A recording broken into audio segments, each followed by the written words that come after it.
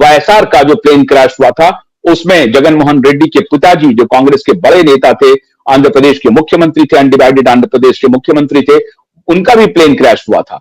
और होमी जहांगीर भाभा से आप याद कीजिए, होमी जहांगीर भाभा का जब प्लेन क्रैश हुआ था, ये 60s में, 60s 70s के दौर में होमी जहांगीर भाभा का प्लेन क्रैश हुआ था।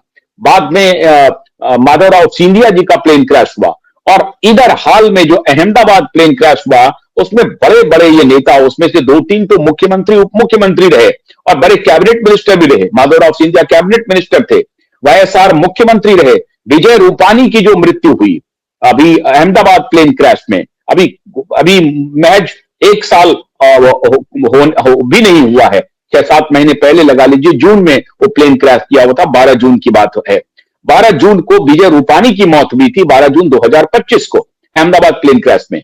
विजय रूपानी की भी मृत्यु हो गई, वाईएसआर की मृत्यु हुई, माधवराव सिंधिया की मृत्यु हुई, होमी जहांगीर भाभा की मृत्यु हुई, जनरल बिपिन रावत की मृत्यु हुई, और अब आकर के महाराष्ट्र के deputy chief minister Ajit Pawar की मौत हुई है। तो बार बार लगातार इस तरह से इतने बड़े बड़े नेता, सेलिब्रिटी एक प्रकार से काल के गाल में समा रहे हैं। अब सवाल है कि मुंबई और बाराबती की दूरी क्या है, और ये जो चार्टर्ड प्लेन ऑपरेट हो रहे हैं, अभी आप देख रहे होंगे कि दुबई में एयर शो हो रहा था, जिसमें भारत का जो फाइटर जेट था वो फ्लाई करते ही कोलैप्स कर गया और बड़ी भद पिटी थी।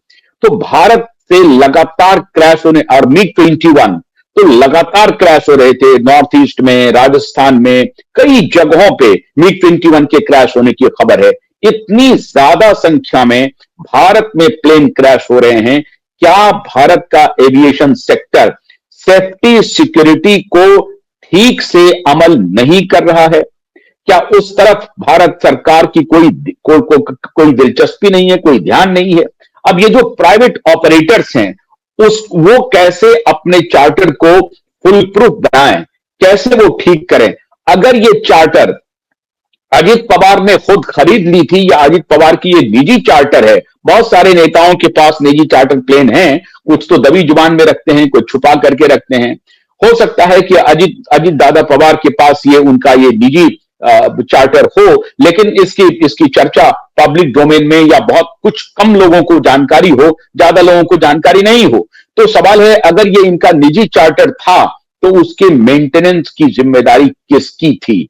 अगर ये इतने मजबूत, इतने फुल प्रूफ एयरक्राफ्ट हैं जिसका प्रयोग बड़े बड़े बिजनेस टाइकून्स करते हैं, कॉर्पोरेट घराने करते हैं, बड़े लीडरान करते हैं, तो फिर इसकी देखरेख की जिम्मेदारी किसकी थी? उस कंपनी की होगी, जाहिर है। क्या इसके देखरेख ठीक तरीके से हो रही थी? मेंटेनेंस ठीक हो रहा था?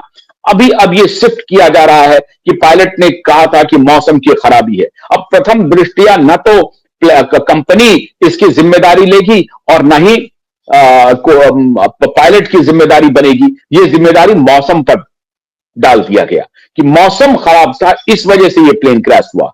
ये इस नतीजे पर अभी पहुंचा कैसे जा सकता है? जब तक कि इसकी पूरी जांच ना हो, जब तक कि वो प्लेन का ब्लैक बॉक्स नहीं मिल जाए। ब्लैक बॉक्स में आखिरी 5 मिनट जब रडार से एयरक्राफ्ट का संपर्क टूट गया है, तो उस आखिरी 5 मिनट की क्या स्थिति रही है, ये सब भी अभी जांच के विषय में आएगा। और ठीक 8:45 पे जब संपर्क रडार से टूटता है एयरक्राफ्ट का, उसके पहले एटीसी के साथ, जो नियरेस्ट एटीसी है या बाराबती का जो एटीसी है, उसको क्या सिग्नल जा रहा है?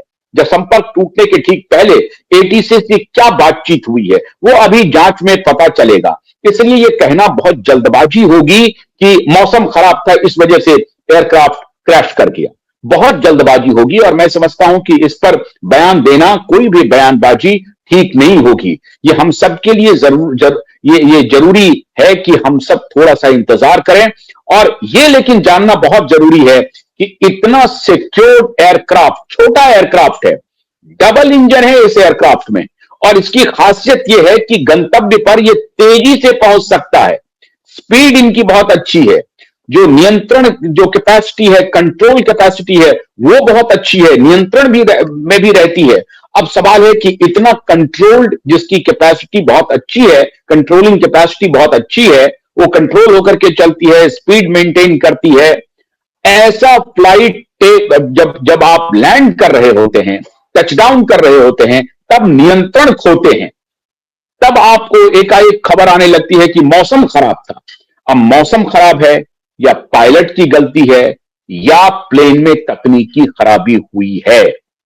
लियर जेट XR-45 के लिए यह बहुत बड़ा सबक है। अब सवाल है कि जो दिल्ली में इस कंपनी का जो हेड ऑफिस बताया जा रहा है कि दिल्ली की एक कंपनी है जो इसको ऑपरेट करती है, अब दिल्ली की कंपनी जो इसे ऑपरेट करती है उसका अभी तक कोई ऑफिशियल बयान, स्टेटमेंट नहीं आया है। हालांकि प्रधानमंत्री ने, गृह मंत्री ने महाराष्ट्र के मुख्यमंत्री से बात की है और आज इत्तेफाक देखिए कि आज से सेशन भी शुरू है पार्लियामेंट का, और ज्वाइंट सेशन को अब से कुछ देर पहले प्रेसिडेंट संबोधित करना शुरू कर चुकी थी। जब मैं आपके साथ ये मुखातिब हो रहा हूं 1 बजे के आसपास, तब वो ज्वाइंट सेशन शुरू हो गया था। और उस वक्त ऐसी परिस्थिति में जो अपना कॉन्डोलेंसेस है, प्राइम मिनिस्टर ने भी भेजा है, होम मिनिस्टर ने भी भेजा है और प्रेसिडेंट ने भी भेजा है। अभी महाराष्ट्र के मुख्यमंत्री जो सिचुएशन है उस पर नजर बनाए हुए हैं। इंक्वायरी के जो एक कस्टमरी है, जांच के आदेश दे ही दिए जाते हैं, तो दे ही दिए गए हैं जांच के आदेश। लेकिन मीडिया में यह खबरें चलनी शुरू हो गई कि मौसम खराब था। मैं समझता हूं कि मौसम खराब का जो नैरेटिव है इसे फ्लोट नहीं करना चाहिए, थोड़ा इंतजार करना चाहिए, धैर्य रखना चाहिए कि असल खराबी क्या थी। इतना सिक्योर्ड अल्ट्रा लग्जरी एयरक्राफ्ट जिसमें सिर्फ 5 लोग थे, बैठने की क्षमता उसमें 8-9 लोगों तक की है। 8 लोग तो निश्चित रूप से बैठ के जाते हैं, लेकिन इतना अल्ट्रा लग्जरी एयरक्राफ्ट में सिर्फ 5 लोग थे और वो भी एक चुनावी सभा को संबोधित करने के लिए जा रहे थे। मुंबई में जब वो टेक ऑफ हो रहा था एयरक्राफ्ट, उस वक्त मौसम बिल्कुल ठीक था और बाराबती में 8:45 तक मौसम के बारे में अभी जो जानकारी आ रही है कि पायलट ने कम्युनिकेट किया है, जो नियरेस्ट एटीसी है, अब ये तो बाराबती एटीसी में पता चलेगा जहां वो लैंड कर रहे हैं, वहां का एटीसी क्या जवाब देता है, क्या कहता है। आपको मालूम होगा कि इन्हीं की पार्टी से प्रफुल्ल पटेल एविएशन मिनिस्टर थे और इसलिए एविएशन की बहुत सारी जानकारी इनकी पार्टी के पास भी होगा, इनके यहां भी जो लोग हैं उनको होगा। तो अब प्रफुल्ल पटेल को मैं अभी सुन रहा था, प्रफुल्ल पटेल कह रहे थे कि अभी कुछ भी कहना मुश्किल है, जांच हो जाए तभी पता चलेगा। अभी तो हम सभी गमजदा हैं जिसमें हमने अपने बहुत ही प्यारे, बहुत ही चर्चित और लोकप्रिय नेता को खोया है। अजित पवार के ऊपर बाकी जो आरोप प्रत्यारोप लगे रहते हैं उसके बारे में चर्चा करने का ये वक्त नहीं है, लेकिन अजित पवार अपने पार्टी में, अपने वर्कर के बीच में, अपने कार्यकर्ताओं के बीच में अजित पवार निस्संदेह एक पॉपुलर, एक बहुत ही लोकप्रिय नेता थे। और यही कारण हुआ कि जब वो शरद पवार से अलग हुए तो पूरी पार्टी एक प्रकार से अजित पवार के साथ आ गई, मैक्सिमम लोग अजित पवार के साथ चले गए। इसका सिर्फ और सिर्फ यही कारण था कि संगठन पर अजित पवार का प्रभुत्व बहुत जबरदस्त था।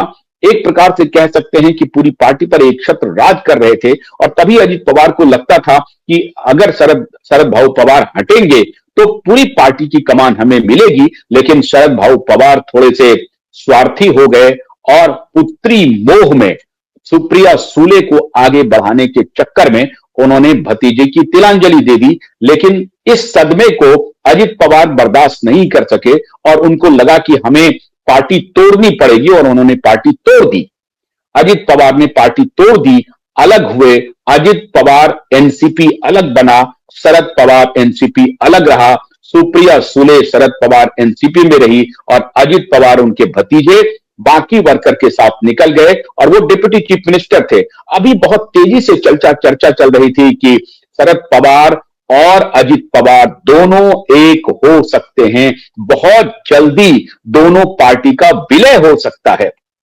अभी जो मुंबई म्युनिसिपल कॉर्पोरेशन के चुनाव थे और 29 जो म्युनिसिपल कॉर्पोरेशन के चुनाव थे, जिला परिषद के जो चुनाव थे, मुझे हैरानी है कि जिला परिषद के जो चुनाव हुए हैं 288, उसमें से बाराबती में क्या बात हो गई, बाराबती में अब उसकी मैंने अभी जांच नहीं की है, बाराबती में किस जिला परिषद के चुनाव की वो कैंपेन करने के लिए जा रहे थे। छोटे छोटे चुनाव में अजित पवार स्वयं अपनी पार्टी के तरफ से खड़े होते थे। ये दिखलाता है कि अजित पवार वास्तव में कार्यकर्ताओं के नेता थे, अपने कार्यकर्ताओं के मनोबल थे, अपने कार्यकर्ताओं के संबल थे। तो छोटी जो अगर ये म्युनिसिपल कॉर्पोरेशन के चुनाव में किसी रैली को संबोधित करने के लिए अगर अजित पवार जा रहे हैं, तो मान के चलिए कि अजित पवार की शख्सियत क्या है। इस हिसाब से अजित पवार ने अपनी ताकत बनाई थी, अपनी अपनी एक अलग पहचान बनाई थी महाराष्ट्र की राजनीति में। लेकिन आज महाराष्ट्र में बहुत दुख का पहाड़ टूटा है, जब महाराष्ट्र ने एक बहुत अभी उम्र हुई, उनकी 65 साल की उम्र थी। अजित पवार के परिवार में दो बेटे हैं, पार्थ पवार और जय परिवार, और उनकी पत्नी है। तो ये अभी पार्थ और जय भी एक्टिव हैं राजनीति में, लेकिन उस तरह से एक्टिव नहीं है। दोनों का व्यापारिक अपनी कंपनी चलती है।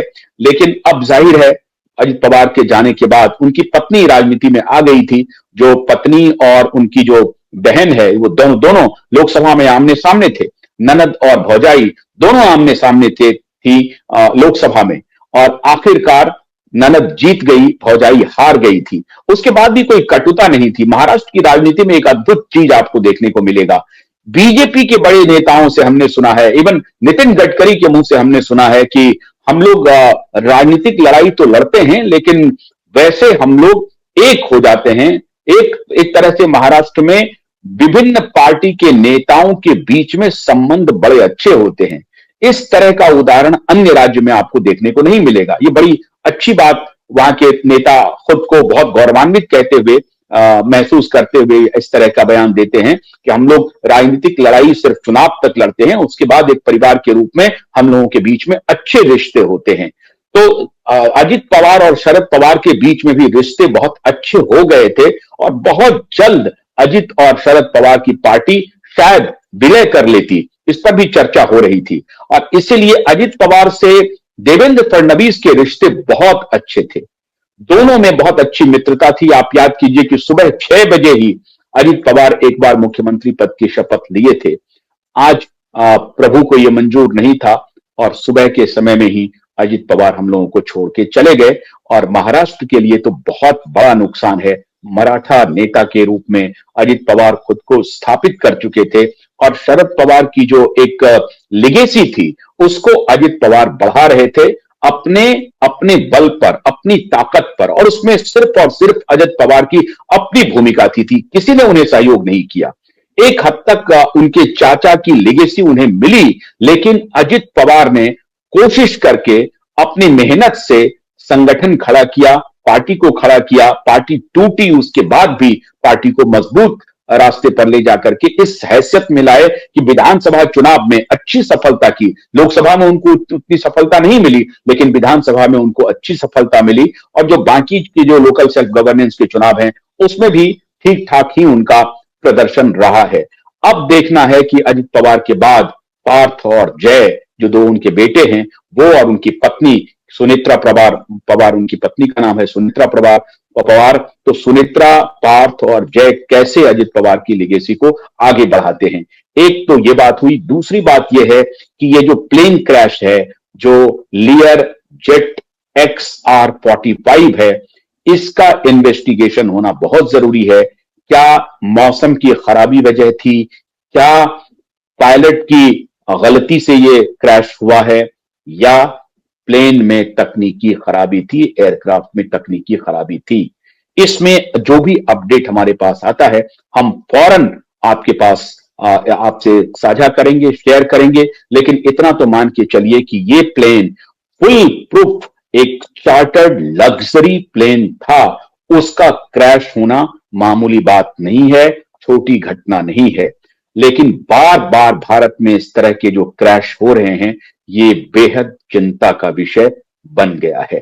उम्मीद करते हैं कि सरकार और जो निजी कंपनियां हैं, वो दोनों इस दिशा में गंभीरता से इसका इन्वेस्टिगेशन करेगी, और क्रैश नहीं हो इसके लिए मजबूत कदम उठाएगी। बहुत बहुत शुक्रिया। नमस्कार।